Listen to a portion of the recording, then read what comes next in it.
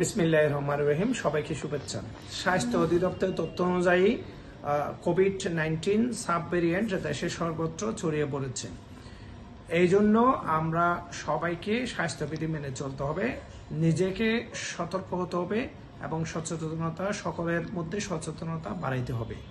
আমরা কোভিড মোকাবেলায় মাস্ক ব্যবহার করি, নিয়মিত সাবান দিয়ে 20 সেকেন্ড হাত ধুই, সামাজিক দূরত্ব বজায় রাখি। হাঁচি আসলে আমরা বাহু কাপড় অথবা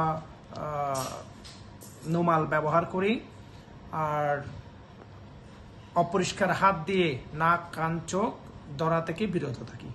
আশা করব আমরা অতীতের নেই এবারও আমরা সফলভাবে কোভিড মোকাবেলা করতে পারবো। আমাদের যেন মৃত্যু হার কম থাকে, জনসচেতনতা সৃষ্টির মাধ্যমে আমাদেরকে এই কোভিড মোকাবেলায় সবাইকে ঐক্যবদ্ধভাবে কাজ করতে হবে। তাহলে আমরা এখানে এই কোভিডকে ভালোভাবে মোকাবেলা করতে পারবো।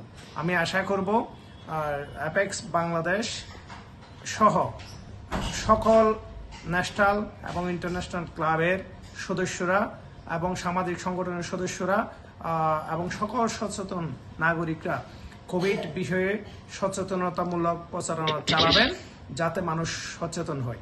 কারণ নতুন যে সাব ভেরিয়েন্ট এসেছে এই ব্যাপারে অনেকে এখনো পর্যন্ত সচেতন হচ্ছে না। ইতিমধ্যে মাগুরা, রাজশাহীতে ব্যাপক হারে কোভিড ধরা পড়ছে, মানুষের মৃত্যুর হারও বেড়েছে। আমরা আশা করব এই কোভিড মোকাবেলায় সবাই যদি আমরা আবার সচেতন হই, কোভিডকে আমরা ভালোভাবে মোকাবেলা করতে পারবো। মহান আল্লাহ আমাদের সহায় হোক, আমরা সবাই মিলে সুস্থ থাকি, ভালো থাকি, সবাইকে নিয়ে আমরা ভালো থাকি।